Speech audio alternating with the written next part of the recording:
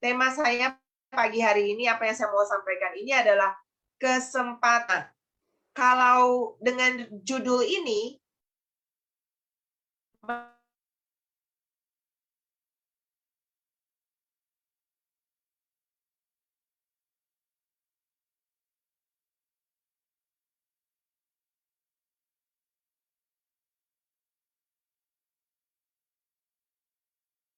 sebenarnya nanti saya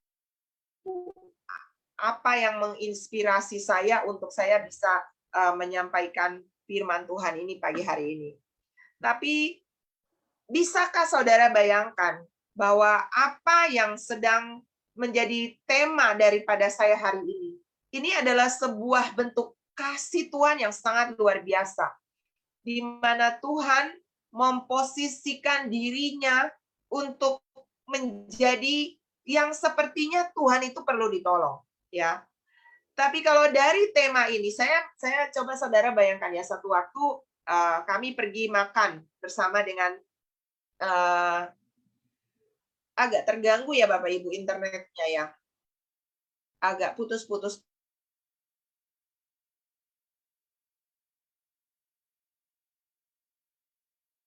Jelas?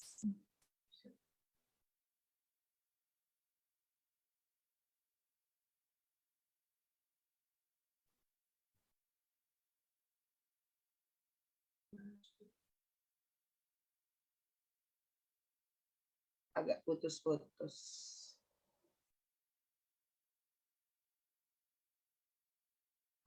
Oke, apakah suaranya bisa terdengar Bapak Ibu?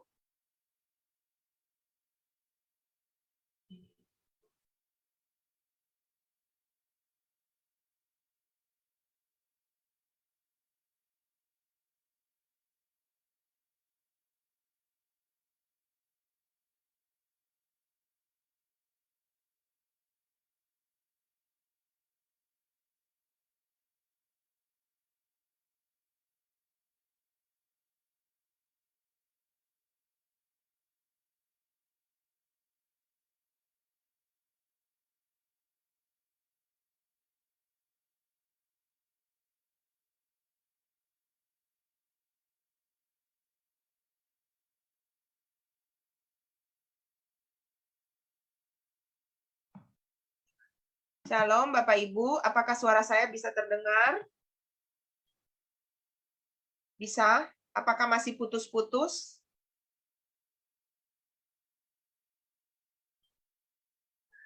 Oke, terima kasih, puji Tuhan. Nah, ya putus-putus bisa ya. Oke, puji Tuhan. Nah, Bapak Ibu, beberapa kali kami kalau pergi makan ya bersama dengan keluarga, biasanya suami saya yang bayar gitu ya, atau saya misalnya ya. Tapi ada saat-saat di mana anak-anak saya itu mereka kepengen menunjukkan bahwa mereka juga mau gitu mengambil bagian untuk membayar gitu ya. Biasanya suami saya itu yang membelikan hadiah biasanya kepada kami. Tapi waktu dia berulang tahun, uang yang dia kasih itu ke kami kan, ke anak-anak, ke kami gitu ya. Tetapi ada saat-saat di mana kami ingin menunjukkan kepada dia bahwa kami ingin memberikan sesuatu kepada dia. Itu adalah bentuk daripada kami mau menunjukkan kasih kami kepada suami saya. Apakah dia nggak bisa? Apakah sebagai orang tua kita nggak bisa? Bisa. Tanpa anak-anak pun bisa. Ya, tapi ketika kita mau menerima bantuan daripada orang yang kita selama ini biasanya bantu, itu adalah bagian daripada sebuah kerendahan hati. Itu adalah bagian dari sebuah penghargaan yang kita tunjukkan kepada seseorang yang tadinya tuh harusnya dia di bawah kita, begitu ya. Jadi kalau buat saya ini adalah bentuk daripada penghargaan daripada Tuhan kepada kita sebagai pencipta, sebagai yang menolong selama ini. Tapi kok bisa ya ada judul seperti begini? Nah, saya akan membagikan ini kepada Bapak Ibu. Bahwa Tuhan memposisikan diri sebagai manusia hina yang sepertinya adalah orang yang perlu ditolong dalam tanda petik. Ya. Yesaya 43 ayat 4 berkata, bahwa oleh karena engkau berharga di mataku dan mulia, dan aku ini mengasihi engkau, maka aku memberikan manusia sebagai gantimu dan bangsa-bangsa sebagai ganti nyawamu. Dari ayat ini kita temukan bahwa Tuhan sangat menghargai manusia. Padahal manusia itu adalah ciptaannya Dia. Ya, saudara, kita mulai dari sini dulu. Dan bahkan Dia merelakan dirinya untuk menggantikan posisi saudara dan saya, mengambil hal-hal yang sebenarnya itu adalah harus kita tanggung akibat daripada dosa kita sendiri. Yesaya 53 ayat 3 dan 5 sampai 5 berkata, ia dihina dan dihindari orang, seorang yang penuh kesengsaraan dan yang biasa menderita kesakitan. Ia sangat dihina sehingga orang menutup mukanya terhadap dia. Apakah multimedia bisa membantu saya menampilkan ayat-ayatnya? Yesaya 53 ayat 3 sampai 5. Ia sangat dihina sehingga orang menutup mukanya terhadap dia. Dan bagi kita pun dia tidak masuk hitungan. Tetapi sesungguhnya penyakit kitalah yang ditanggungnya dan kesengsaraan kita yang dipikulnya. Padahal kita mengira dia kena tulah, dipukul dan ditindas Allah. Tetapi dia tertikam oleh karena pemberontakan kita. Dia diremukkan oleh karena kejahatan kita. Ganjaran yang mendatangkan keselamatan bagi kita ditimpakan kepadanya, dan oleh bilur-bilurnya kita menjadi sembuh. Ya, jadi sebenarnya dari posisi Tuhan, Dia mau merelakan menanggung semua yang harusnya menjadi bagian yang harusnya kita tanggung. Sakit penyakit, kelemahan, dihina, sepertinya itu adalah bagian yang bukan sepertinya, harusnya upah dosa itu adalah maut. Tapi dia mengalami itu demi saudara dan saya. Bukti bahwa Tuhan sangat mengasihi saudara dan saya. Dan mengangkat kita untuk menjadi mitra di dalam perjalanan kehidupan kita. 2 Korintus 8 ayat 9. Karena kamu telah mengenal kasih karunia Tuhan kita, Yesus Kristus. Bahwa Ia yang oleh karena kamu menjadi miskin, sekalipun ia kaya, supaya kamu menjadi kaya oleh karena kemiskinannya. Ya, saudara, di sini dikatakan bahwa ia kaya, tetapi dia menjadi miskin sepertinya sekalipun ia kaya, supaya kita yang menjadi kaya oleh karena kemiskinannya. Di sini kita melihat sebuah pergantian, sebuah distribusi di mana Tuhan menanggung kelemahan kita, kemiskinan kita, kutuk kita, supaya kita diberkati. Sehingga kita bisa menyanyi seperti lagu, Let the weak say I am strong. Amin. Kita yang lemah berkata kita kuat. Let the poor say I am rich. Amin. Kita yang miskin berkata kita kaya karena Tuhan yang melakukannya bagi kita. Dia melakukannya itu bagi kita. Bahkan satu waktu nanti Bapak Ibu, di depan tahta penghakiman terakhir, ya. Mari lihat dengan saya di dalam Matius 25 ayat yang ke-31 sampai 46. Disinilah kita akan tercelik dan mengerti tujuan ataupun arti daripada tema yang saya mau sampaikan pagi ini bagi kita. Ketika kita satu waktu nanti berdiri di hadapan tahta penghakiman Anak Domba, maka dikatakan di sana, apabila Anak Manusia datang dalam kemuliaannya, dan semua malaikat bersama-sama dengan dia, maka ia akan bersemayam di atas tahta kemuliaannya. Lanjut. Lalu semua bangsa akan dikumpulkan di hadapannya, dan ia akan memisahkan mereka seorang daripada seorang, sama seperti gembala memisahkan domba dari kambing. Dan ia akan menempatkan domba-domba di sebelah kanannya, dan kambing-kambing di sebelah kirinya.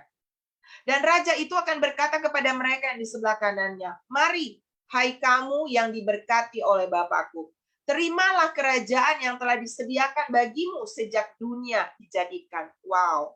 Sebab ini alasannya kita menerima kerajaan kekal.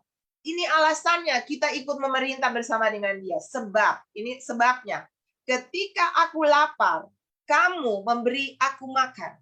Ketika aku haus, kamu memberi aku minum. Ketika aku seorang asing, kamu memberi aku tumpangan. Ketika aku telanjang, kamu memberi aku pakaian. Ketika aku sakit, kamu melawat aku. Ketika aku di dalam penjara, kamu mengunjungi aku. Wow. Maka orang-orang benar itu akan menjawab dia katanya, Tuhan, bila manakah kami melihat engkau lapar dan kami memberi engkau makan, atau haus, dan kami memberi engkau minum. Bila manakah kami melihat engkau sebagai orang asing, dan kami memberi engkau tumpangan, atau telanjang, dan kami memberi engkau pakaian? Bila mana kami melihat engkau sakit dan dalam penjara, dan kami mengunjungi engkau? Dan raja itu akan menjawab mereka, aku berkata kepadamu, sesungguhnya, artinya benar-benar ini, segala sesuatu yang kamu lakukan untuk salah seorang dari saudaraku yang paling hina ini, kamu telah melakukannya untuk aku. Dan ia akan berkata juga kepada mereka yang di sebelah kirinya, enyalah dari hadapanku, hai kamu orang-orang terkutuk, nyala di dalam api yang kekal yang telah sedia untuk iblis dan malaikat-malaikatnya. Balik kembali dulu di ayatnya yang ke ayat sebelumnya, kakak tolong, yang dikatakan bahwa dan ia akan berkata, bukan ayat yang menjelaskan tentang dia akan memberi berkat kepada orang-orang yang yang melakukan seperti untuk Tuhan. Ayat ya udah lanjut aja. Dan ia akan berkata, ketika aku telanjang, kamu memberi aku pakaian. Bukan, lanjut aja ayat tadi, 41. Ya. Nyala dari hadapanku kamu orang-orang yang terkutuk di dalam api yang kekal yang telah sedia untuk iblis dan malaikat-malaikatnya. Lanjut. Sebab ketika aku lapar, kamu tidak memberi aku makan. Ketika aku haus, kamu tidak memberi aku minum. Ketika aku seorang asing, kamu tidak memberi aku tumpangan. Ketika aku telanjang, kamu tidak memberi aku pakaian. Ketika aku sakit dan dalam penjara, kamu tidak melawat aku. Terus, lalu mereka akan menjawab, bila mana kami melihat engkau lapar, haus sebagai orang asing atau telanjang dan sakit dan dalam penjara, dan kami tidak melayani engkau?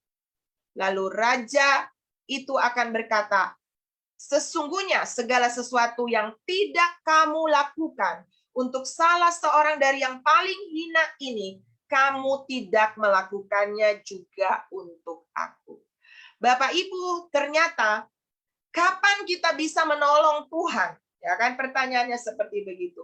Kesempatan kita bisa menolong Tuhan adalah kesempatan ketika seseorang butuh tangan Tuhan dan saudaralah yang menjadi penyambung tangan Tuhan itu bagi mereka. Ketika Anda menolong orang memberi makan, ketika Anda menolong orang, seperti kemarin Bapak Ibu, kita memberikan donasi kepada saudara-saudara kita ya di Cianjur.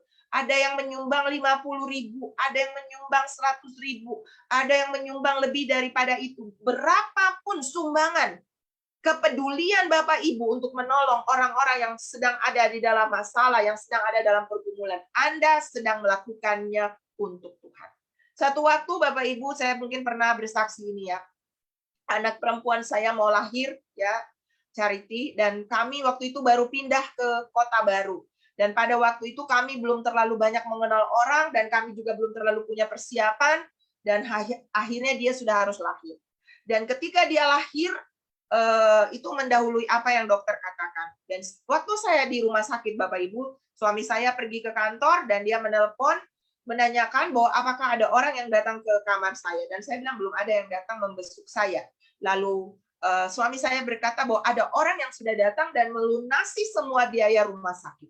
Saya bilang saya nggak tahu, nggak ada orang yang datang. Lalu malam harinya ada satu keluarga. Keluarga ini bukan dari Kristen, non-Kristen, tapi mereka sudah bertobat, baru saja bertobat. Mereka belum tahu banyak kebenaran dan mereka dibaptis satu keluarga ini. Kok papanya, mamanya, engkongnya, anak-anaknya, mereka semua dibaptis satu keluarga ini. Dan mereka datang.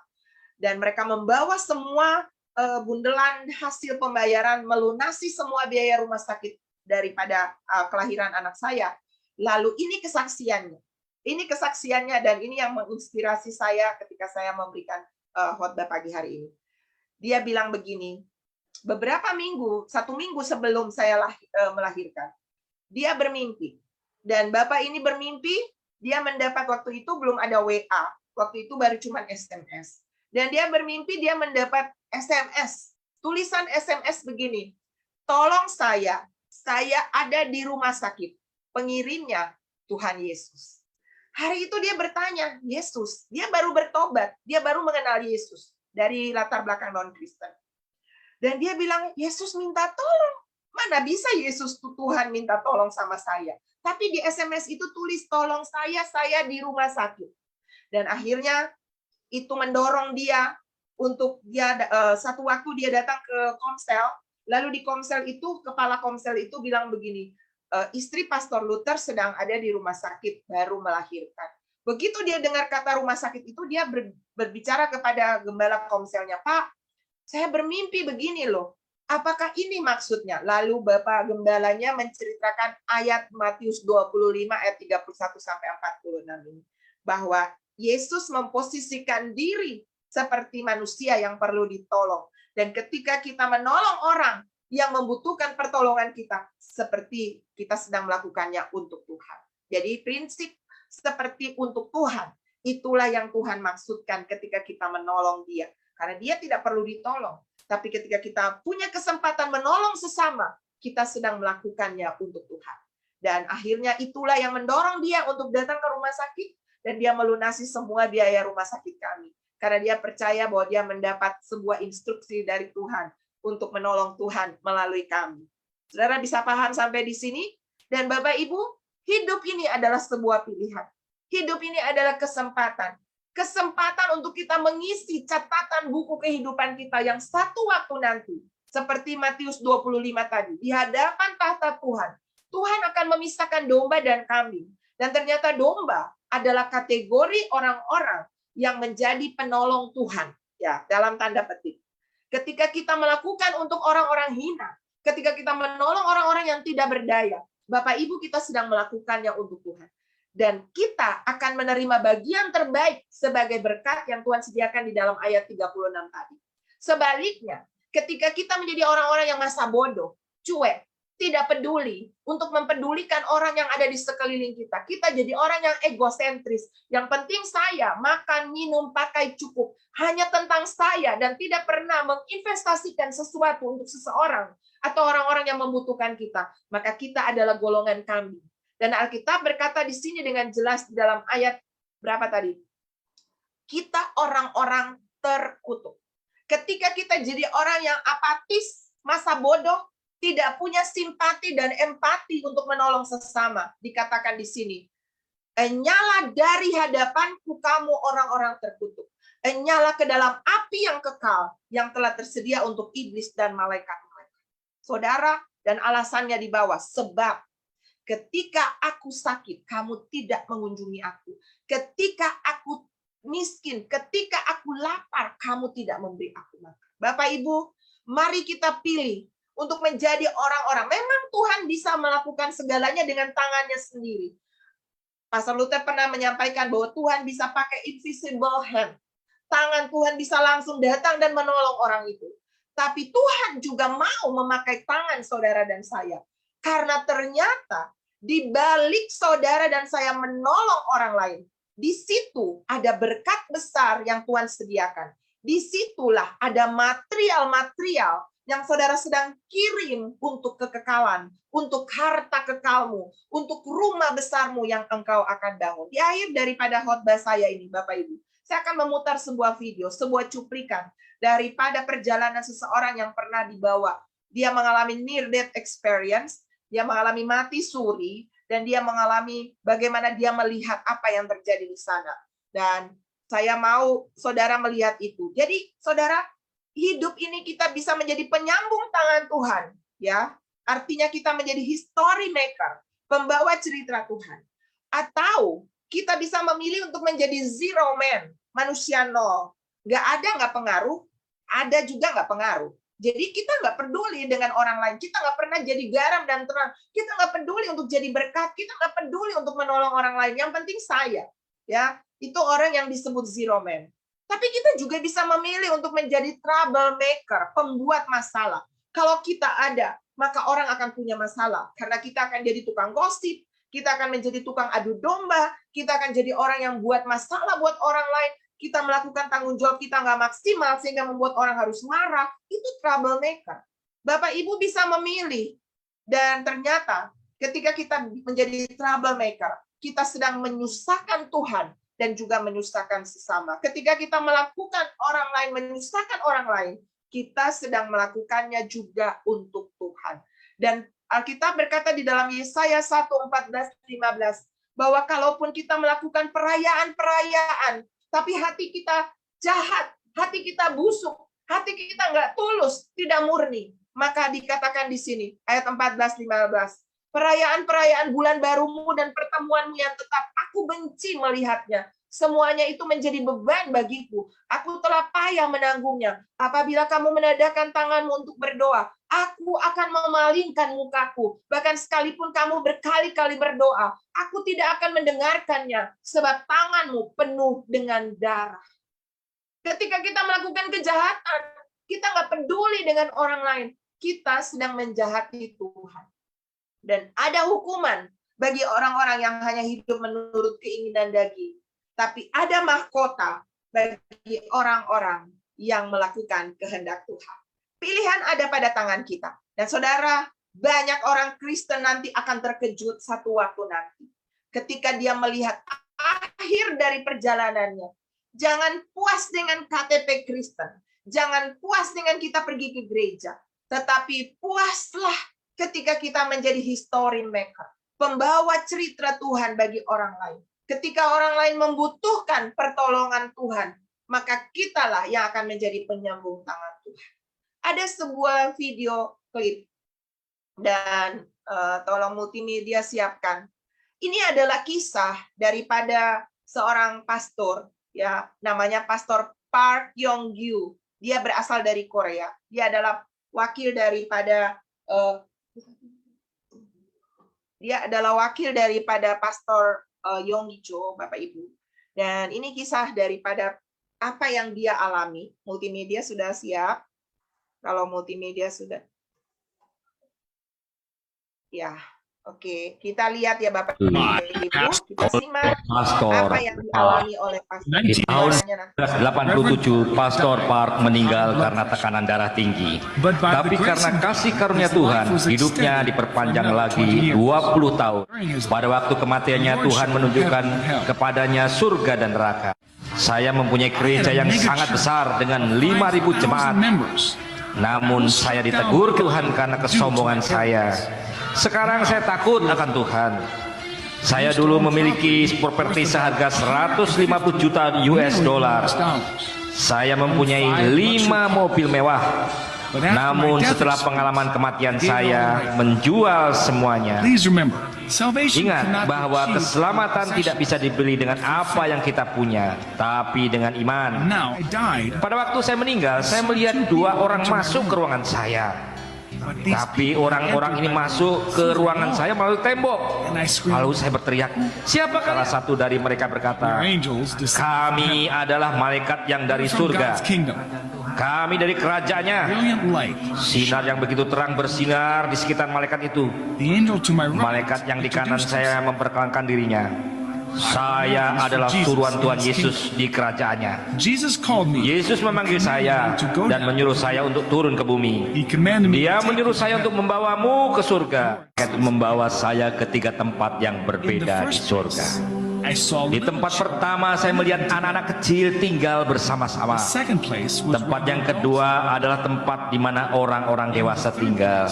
Dan tempat ketiga adalah tempat jiwa-jiwa yang hampir tidak masuk surga. Walaupun mereka akhirnya masuk surga juga, tapi mereka masuk surga dengan rasa malu. Setiap anak mempunyai malaikat yang menemani mereka di surga.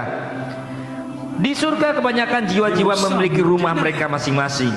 Walaupun begitu ada juga yang tidak memiliki rumah. Saya menjelaskan tentang itu lebih lanjut nanti.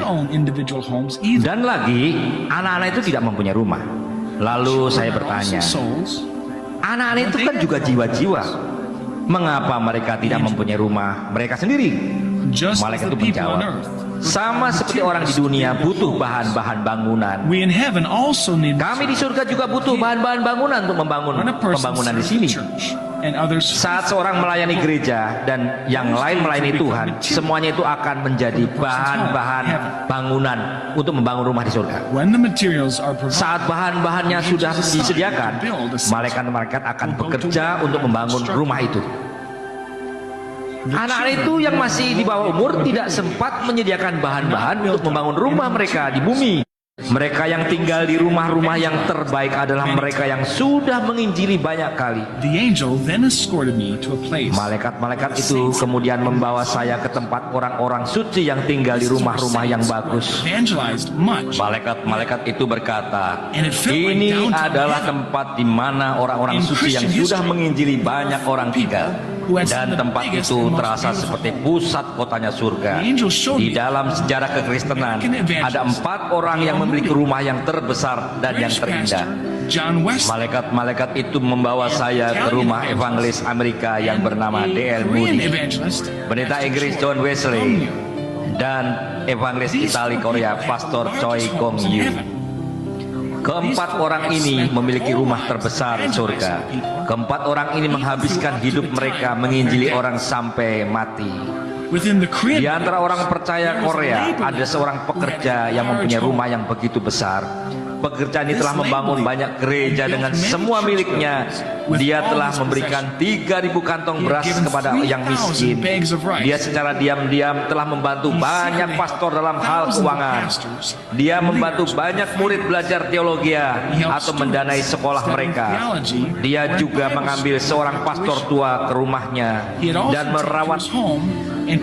Saya mendengar seorang malaikat berteriak, bahan-bahannya sedang dipersiapkan.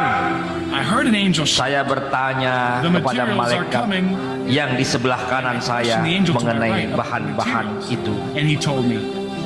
Dan ia berkata, bahan-bahan itu untuk seorang pelayan Tuhan dari kota kecil. Malahan dia menerima bahan-bahan setiap hari. Walaupun ia miskin, ia datang ke ibadah pagi setiap paginya. Ia berdoa untuk 87 jemaat setiap harinya. Dan setelah ia selesai berdoa, ia membersihkan gereja. Saya mendengar malaikat lain berteriak, pesanan khusus. Anak pelayan Tuhan itu telah memberikan yang ia punya, walaupun sedikit, kepada ibunya. Tetapi dia menggunakannya untuk membeli 5 telur dan 2 pasang kaos kaki untuk pastor gerejanya. Ada perbedaan di antara keselamatan dan penghargaan. Tempat ini mempunyai begitu banyak rumah. Rumah itu dibangun dengan permata-permata yang indah dan batu-batu langka. Beberapa dari rumah itu setinggi gedung-gedung tertinggi yang ada di bumi. Orang-orang yang telah melayani Tuhan dengan setia di bumi memiliki rumah-rumah yang indah dari batu-batu permata yang langka. Surga adalah tempat yang begitu indah, dan saya mengharapkan banyak hal. Percayalah kepada apa yang saya katakan. Tempat yang terakhir adalah untuk orang-orang yang nyaris tidak masuk surga. Desa ini ukurannya besar, beberapa kali lebih besar dari tempat yang kedua. Tempat itu begitu jauh dengan tempat-tempat lainnya yang saya lihat di surga. Saya berkata kepada malaikat-malaikat itu, saya melihat alam bebas dan padang, mengapa saya tidak melihat rumah? Lalu malaikat-malaikat itu menjawab, apa yang kamu lihat adalah rumah. Saya melihat apartemen-apartemen yang besar dan lebar yang mengingatkan saya pada waktu itu adalah kandang ayam atau seperti gudang. Rumah-rumah itu tidak mewah, namun juga tidak begitu jelek. Rumah-rumah itu diperuntukkan bagi jiwa-jiwa yang nyaris tidak diselamatkan. Ada banyak rumah-rumah besar yang sederhana seperti itu. Desa ini beberapa kali lebih besar dari tempat di mana jiwa-jiwa yang diberikan penghargaan tinggal. Di mana ruang tidur saya? Malaikat itu berkata bahwa ruang tidur saya ada di atap, dan itu mengusik saya. Ruangan saya bahkan belum selesai. Dengan nada marah saya berkata, ini sangat kecil, mengapa hal seperti ini susah untuk diselesaikan? Malaikat-malaikat itu menjawab, engkau bahkan belum mati, kami tidak dapat menyelesaikan rumahmu, karena kami tidak tahu apakah akan ada lebih banyak lagi bahan-bahan yang akan datang. Apakah engkau mengerti? Lalu saya melihat 2 sertifikat tergantung di dinding kamar saya. Lalu saya membacanya. Sertifikat pertama menjelaskan bahwa saat saya berumur 18 tahun, saat saya tinggal di panti asuhan, pada perjalanan pulang dari gereja, saya melihat seorang tua kedinginan di pinggir jalan. Saya melepaskan jaket saya dan memberikannya, dan itu membuahkan penghargaan di surga. Sertifikat yang kedua menjelaskan insiden yang sama, namun kali ini untuk membelikan roti dengan uang sedikit yang saya punya untuk orang tua itu. Jumlahnya bukanlah masalah, tetapi tindakan itu disertai dengan ketulusan hati. Ada 7 hal yang bisa kamu lakukan untuk menambah bahan-bahan untuk membangun rumah. Yang pertama adalah banyaknya waktu yang kau pakai untuk menyembah Tuhan. Yang kedua adalah waktu untuk dipakai membaca Alkitab. Yang ketiga, waktu yang dipakai untuk berdoa. Yang keempat adalah waktu yang dipakai untuk menginjili orang lain. Yang kelima, persembahan bagi Tuhan. Yang keenam, ketaatan persepuluhan untuk Tuhan. Dan yang terakhir, waktu yang dipakai untuk melayani gerejanya dalam bentuk pelayanan apapun. Ketujuh hal ini adalah hal-hal yang bisa menambah bahan-bahan untuk bangunan rumahmu di surga. Hidup ini hanya sekali, hanya Tuhan yang tahu kapan seorang akan meninggal. Orang-orang yang saya lihat yang menerima keselamatan dengan malu tadi, ada pastor, pelayan Tuhan, dan ada yang lainnya. Ada begitu banyak pelayan Tuhan yang tinggal di rumah sederhana seperti kandang ayam itu, tetapi tentu saja jauh lebih baik daripada neraka. Walaupun begitu, mengapa juga orang mau masuk ke surga dalam keadaan seperti itu? Saya tidak akan pernah mau berakhir seperti itu di tempat ini. Bahkan bajunya saja pun begitu sederhana. Apa yang bisa orang Kristen lakukan agar mempunyai rumah yang indah di surga? Yang pertama, kita harus menginjil ke sebanyak mungkin orang yang bisa kita injili. Bagaimana kita dapat menginjil? Inilah apa yang malaikat itu bilang kepada saya. Buat asumsi ada orang yang tidak mengenal Tuhan yang ingin engkau injili.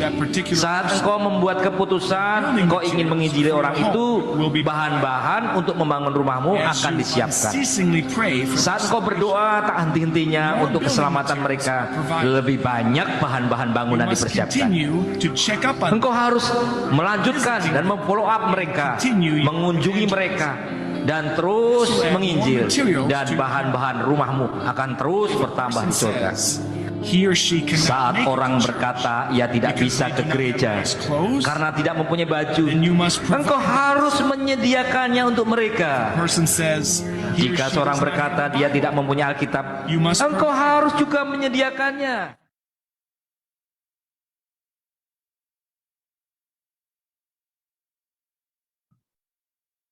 Oke, puji Tuhan, Bapak Ibu, kiranya ini menjadi sebuah inspirasi buat kita. Dan saya akhiri tadi video dengan Matius 28. Pesan amanat agung Tuhan Yesus yang berkata, "Pergilah, jadikanlah semua bangsa muridku, dan ajarlah mereka melakukan segala yang kuperintahkan kepadamu. Dan baptislah mereka dalam nama Bapa, Anak, dan Roh Kudus." Boleh ditampilkan ayat itu. "Dan ketahuilah, aku menyertai kamu sampai akhir zaman."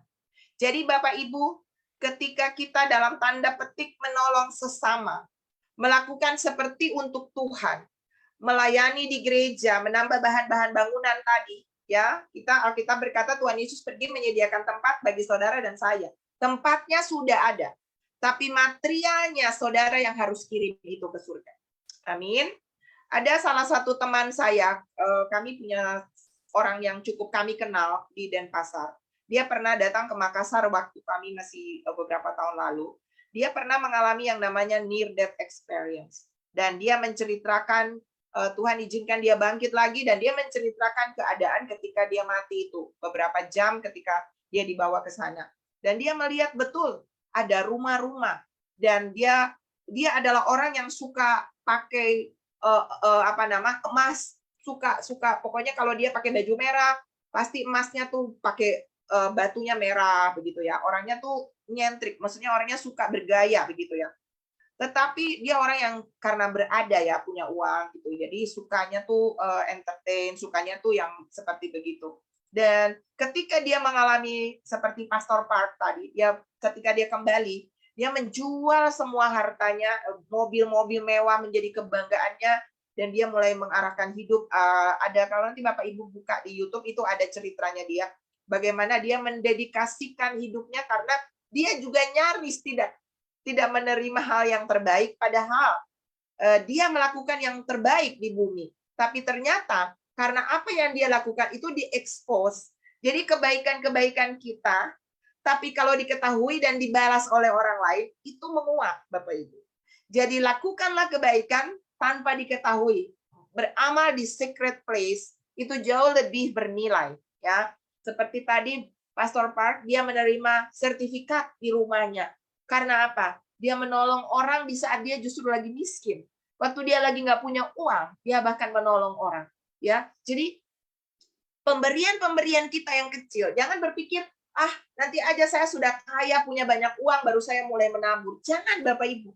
Justru ketika kita ada dalam kekurangan, kita juga nggak kaya-kaya amat, tapi kita mau menabur seberapa kita mampu menabur. Itu nilai-nilai penting, itu poin-poin, itu bahan-bahan berkualitas yang sedang kita kirim ke kekekalan. Ya Bapak Ibu, dan saya berdoa buat setiap kita yang mendengarkan firman Tuhan pagi hari ini. Saudara, kadang-kadang kita suka klaim Tuhan Immanuel akan menyertai kita.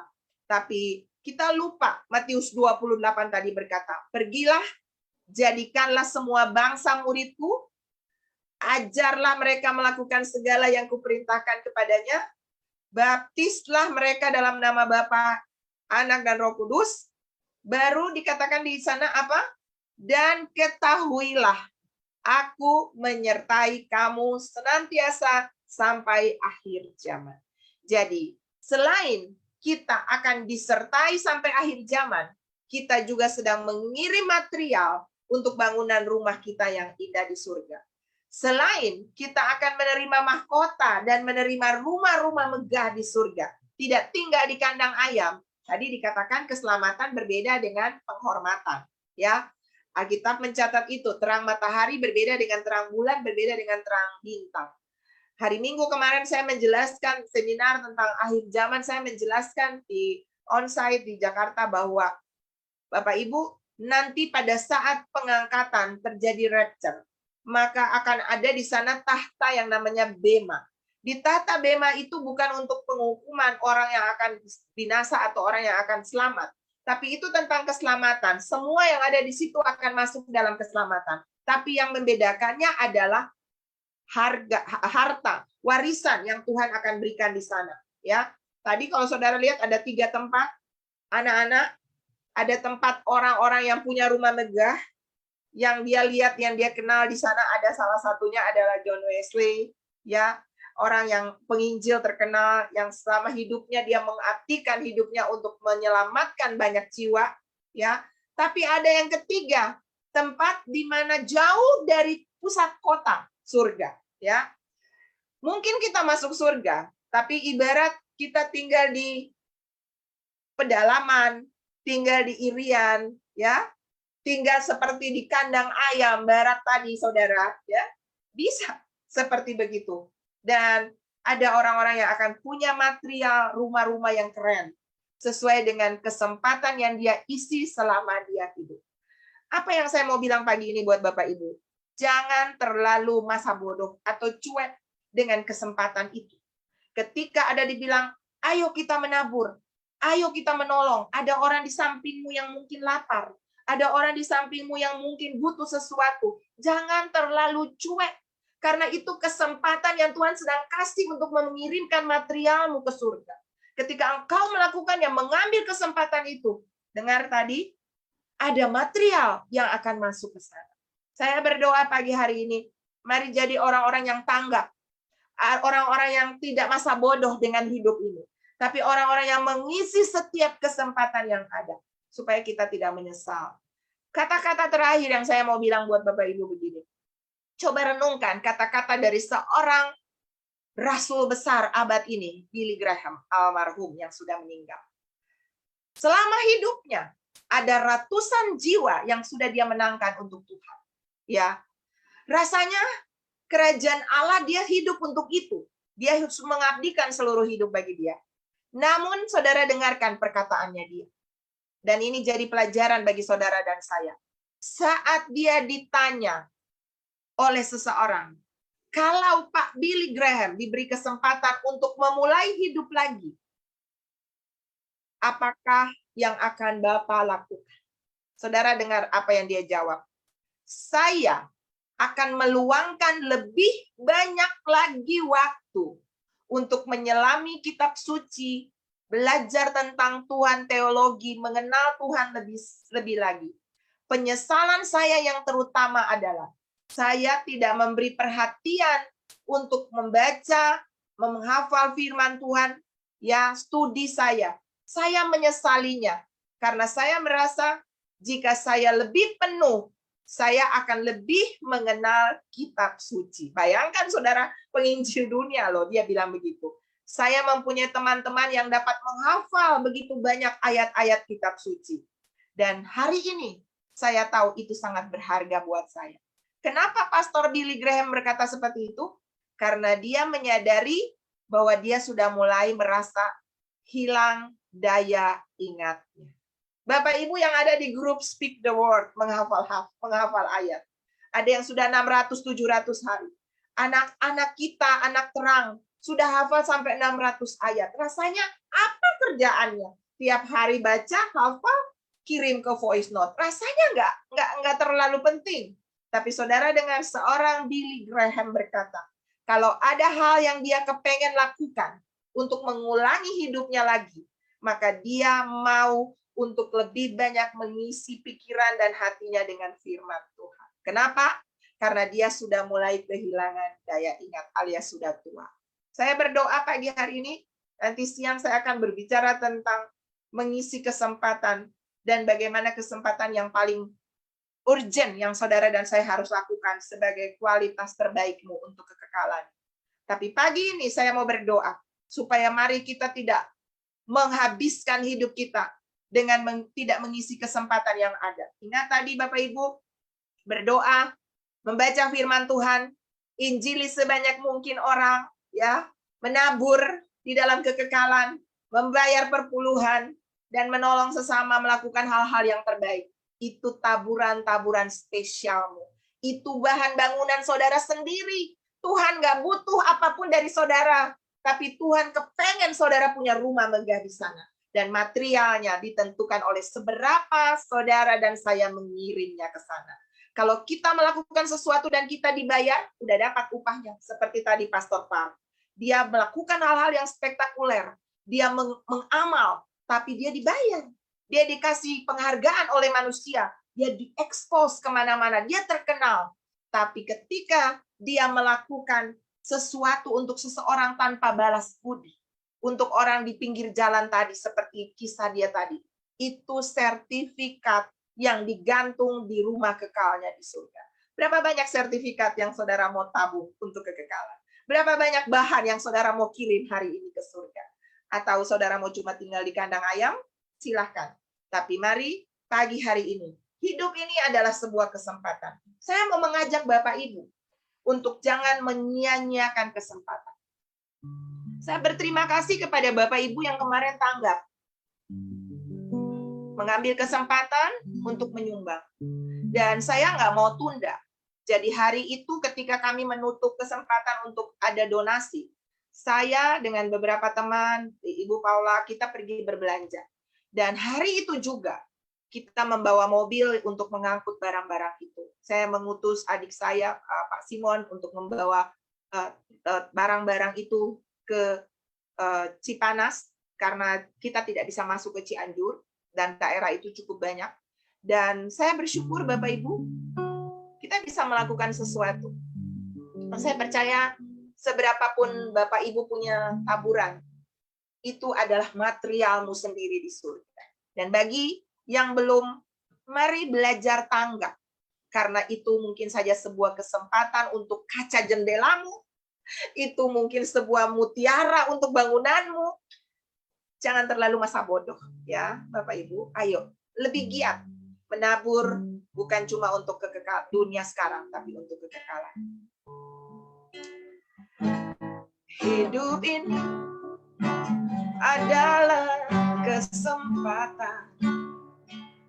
Hidup ini untuk melayani Tuhan. Jangan sia-siakan waktu yang Tuhan beri. Hidup ini harus jadi berkat. Hidup ini, mari nyanyi sama-sama, adalah kesempatan. Hidup ini untuk melayani Tuhan.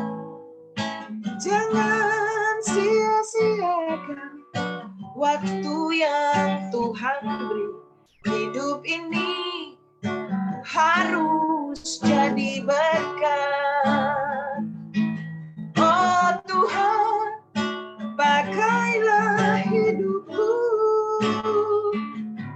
selagi aku masih kuat. Bila saatnya nanti ku tak berdaya lagi, hidup ini sudah jadi berkat. Bila saatnya nanti ku tak berdaya lagi, hidup ini sudah jadi berkat.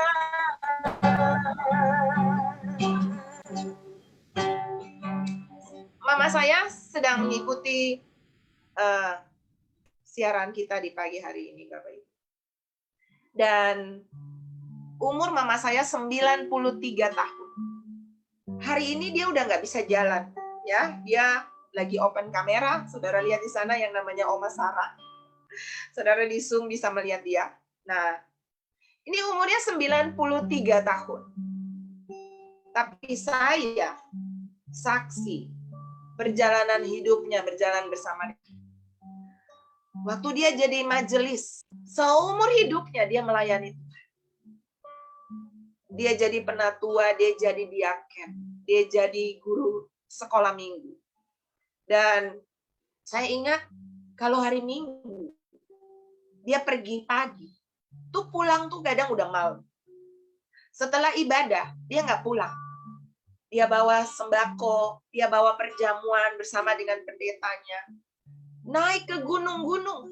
Ada tempat di belakang rumah kami itu, di belakang gereja kami itu, daerah tinggi Kuda Mati, daerah namanya Goga. Itu daerah yang cukup sulit naik ke sana. Tapi ibu saya, setiap minggu, dia menabur tenaga. Dan dia mengalami begitu banyak privilege dari Tuhan. Hari ini dia udah berdoa minta pulang. Dia udah suntuk umur. Dia udah rasanya bosan hidup. Ya, dia udah kepengen ketemu Tuhan. Tapi saudara tahu dia pernah jantung koroner sembuh. Dia pernah gagal ginjal sembuh. Dia pernah stroke total, nggak bisa ngomong, nggak bisa jalan. Bagaimana itu bisa dia dapat? Karena Tuhan, sahabatnya dia. Apapun saudara bisa dapat selama ada di bumi. Bahkan dia bilang, kalau dia udah minta-minta pulang, suami saya suka hibur dia begini, Mama, mungkin rumah Mama itu terlalu besar. Jadi belum selesai. Jadi Mama happy aja. Ketika rumah Mama selesai, Mama pasti pulang. Dan hari-hari ini, menurut cerita kakak saya, dia sering bilang, Mama mau masuk rumah baru. Mama mau pindah rumah. Mama mau pindah rumah baru. Jadi dia udah mulai ngomong kayak begitu. Saya cuma tahu satu hal. Ketika selesai, maka Tuhan akan bawa dia kembali. Bapak Ibu, mari investasi untuk hidup kekal. Sepertinya saudara menolong Tuhan, tapi enggak. Tuhan nggak butuh apapun dari kita. Tapi lakukan untuk salah seorang yang paling hina itu. Engkau sedang melakukannya untuk Tuhan. Pagi ini, saya mau berdoa kepada Bapak Ibu. Yang selama ini mungkin saudara hidup, tapi saudara rasa bodoh. hidup hanya untuk diri sendiri. Tapi firman datang menegur saudara untuk jadi orang yang murah hati. Untuk jadi orang yang peduli. Nggak usah kaya banget. Seberapa yang ada di tangan saudara, tabur itu. Perhatianmu, doamu. Saudara dengar tadi ada kesaksian daripada Pastor Park. Ada seorang yang setiap pagi dia cuma datang di gereja lebih awal. Dan dia berdoa untuk seluruh 80 jemaat yang ada. Dia doakan satu demi satu. Lalu setelah itu dia bersihkan gereja. Ya, kita punya salah satu penatua di sana, Bapak Ibu, tiap pagi dia datang bawa lap. Untuk dia lap, dia bukan cleaning service, dia punya kerjaan. Tapi dia lap kursi, dia lap kaki Dian, dia lap alat-alat di gereja kami. Kelihatannya apa sih kerjaannya itu? Tapi Pak Stef, engkau sedang menginvestasi untuk rumah kekal. Ada benih-benih, beberapa dari mereka yang waktu pembangunan bait suci. Orang-orang sederhana, orang-orang di pasar, penjual-penjual cabai. Tapi mereka nyumbang semen.